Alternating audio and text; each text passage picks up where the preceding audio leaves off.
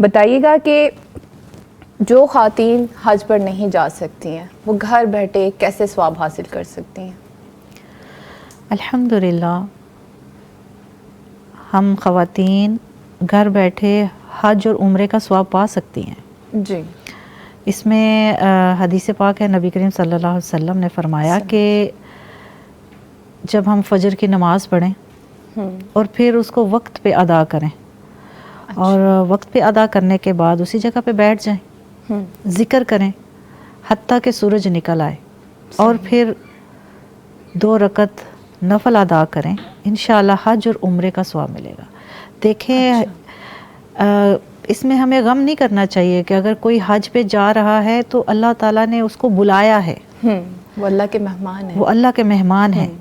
تو اللہ تعالیٰ سے دعا کرنی چاہیے کہ اللہ ہمیں بھی مہمان بلا. جی. اگر نہیں ہو رہا ابھی، اس میں بھی کوئی خیر ہے ہماری صحت کے معاملے میں یا ہمارے کوئی اور معاملات ہیں، تو ہمیں اس طرح اس کا اجر ضائع نہیں کرنا چاہیے، اجر لینا چاہیے، اجر پانا چاہیے. ہمیں بھی حج اور عمرے جیسا، اس میں زیادہ مشقت بھی نہیں ہے.